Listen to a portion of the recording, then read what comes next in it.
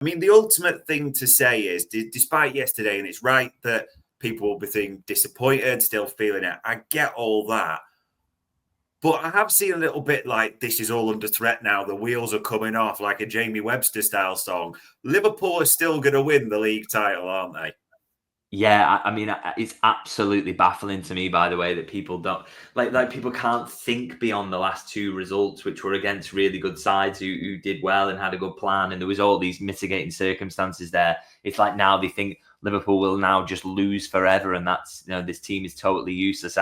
It's absolutely maddening. I mean, they've got a 12-point lead there.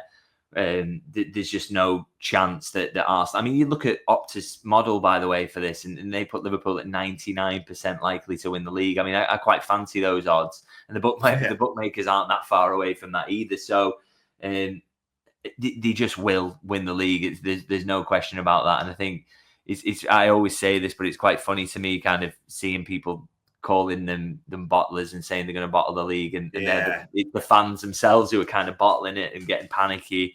It just seems a little bit daft to me, but there's no question whatsoever that Liverpool are going to go and win the league.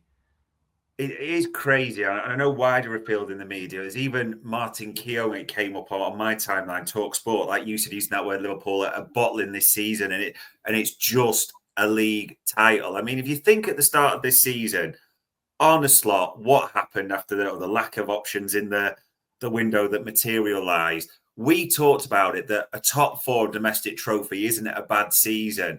And I mean, even now, like the fact we're going to win the league, I mean, to put a score on it for people, I understand some will say, well, you can't give it 10 because it's not perfect and there's not a double, but it's probably about as close to a 10 if we win the league, isn't it, really, for Arne Slot? Yeah, I mean, if someone had sat us down at the start of the season and said this was going to happen, you'd absolutely like snatch your hand off, wouldn't you, for that to win a league? Because we've only seen it once in 35 years, so to get another one is absolutely miraculous. And the fact is, you know, Slot's been taught a few lessons, hasn't he, in this run of games and learned a lot about his team and things. But I just thought there were going to be more of these lessons, more of these kind of, welcome to the Premier League. This is what it's like, you know, where Liverpool just lose games they shouldn't be losing, but, you know, he's learning about the league and what it's like. But there was just no, it just hasn't happened this year. That, you know, he's basically avoided all those lessons and been absolutely fine. And, you know, the two lessons he's got have been in a cup final against a Newcastle side desperate to win it, and a PSG side who I think will probably go on and win the Champions League. So he's done incredibly well to do that. And like I say, the title's not in doubt. They are going to win that. And that's for him to do that in his debut season is absolutely incredible achievement. And yeah, I totally get everyone being disappointed with losing finals. It's never nice. And you and Liverpool want and will aim to be better. But you have got, you know, the lack of perspective I just find crazy, and I don't know, the inability to kind of regulate emotions around football. Sometimes it's just, you know, I just think it's gone a little bit too far sometimes, the way people talk about it. And there's no empathy, there's no treating players as humans or understanding where the project's up to or any, you know, it's always just kind of the only good season ever will be when Liverpool win the quadruple. And it's just, for me, that's not a healthy way to engage with the sport, really. And you know, I think some of the reaction, it is primarily online. I'm, you know, ranting about my own YouTube comments here, but it's but yeah, I think it's not a good way to look at football, to be absolutely devastated with only the Premier League title.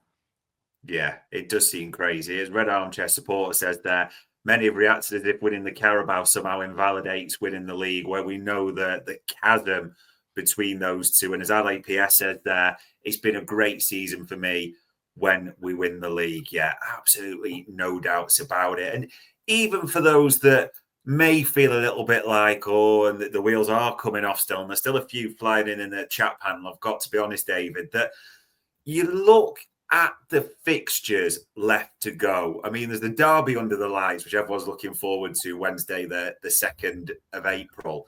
But just in terms of like, yeah, you can say Fulham away, but they're almost mid-table, aren't they? That's sometimes the teams you want to play. West Ham at home. We know West Ham are kind of an up and down team. Leicester are horrific at the moment. Spurs will have a focus on their Europa campaign as well, won't we? That Conference League, no doubts about it. It's all they've got left to play for. it's not a bad list of fixtures. There's a lot of home games. We don't even need to win them all. It does all just sit in our favour, doesn't it? Yeah, and the fact is, Arsenal have got to, for Liverpool to throw it away now, they've got to kind of lose 4 games, haven't they? Arsenal then have got to be perfect between now and the end of the season, and both of those things are extremely unlikely. So I say extremely unlikely. I mean, that probably doesn't do justice to it. So it's